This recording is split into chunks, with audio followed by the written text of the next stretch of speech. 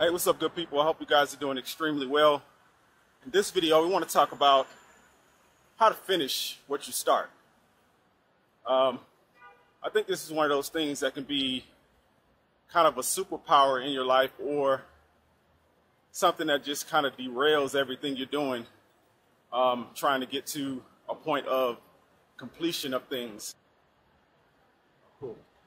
I think the main thing that happens is a lot of times we start things and, we're in the honeymoon phase of really idea creating,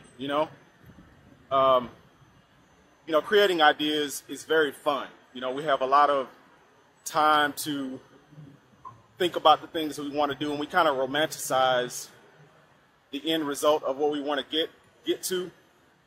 And that phase can be very time consuming, and it kind of keeps us in that place of just thinking about what we want to do and not really actioning any steps.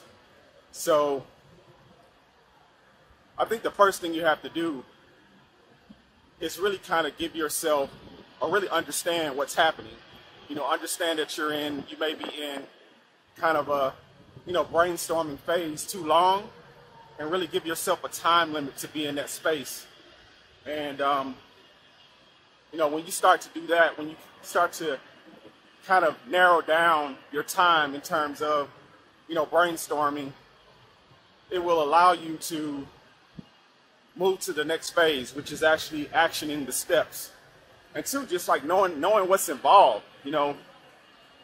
I know what's worked for me in the past is, before I start to brainstorm too much about what I want to do, if I think of an idea that I want to complete, I'll action out every step that's involved to get to the point of completion.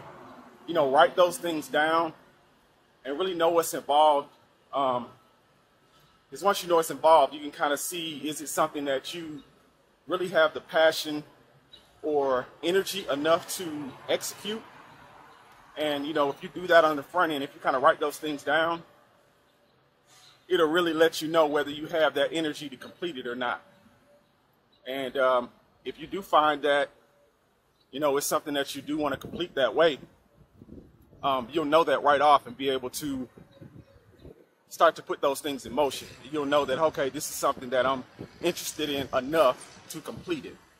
But if you find that you aren't interested in it enough to complete those steps, or at least see them through at this time, or the time that you kind of write them down, that'll let you know that, hey, maybe this is something that I don't need to embark on right now.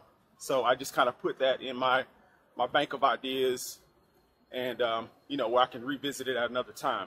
So that's a real good thing to do. First off, is just write everything down. When you think of an idea, vet out the whole process in terms of, how long would this take me to get this done? What do I have to do to see this from start to finish?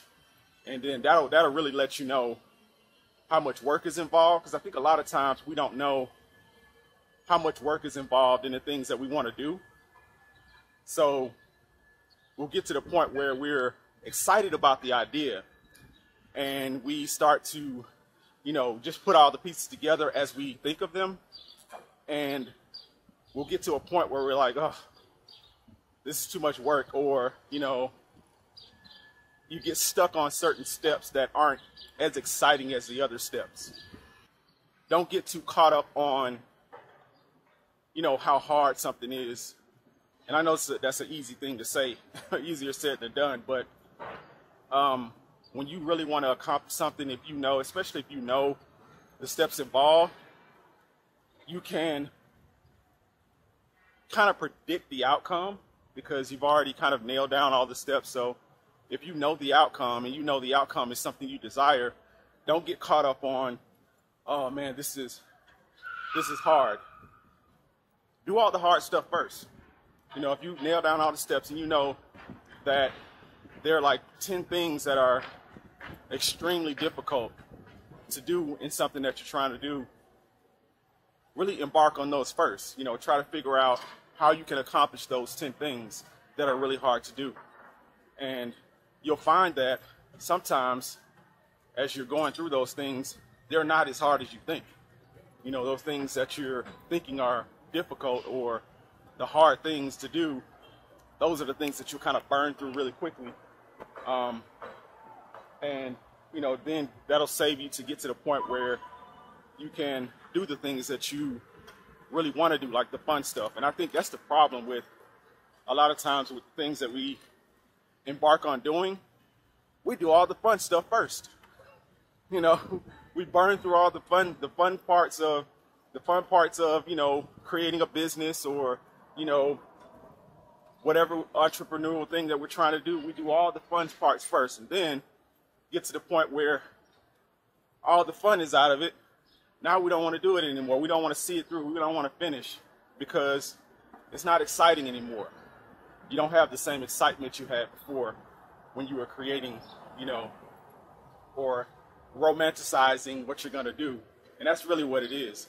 You know, we romanticize the end results of what we want to do and, you know, take ourselves to that point of, well, I did this, this, and this, and now why isn't this happening? Or, you know, why can't I complete this?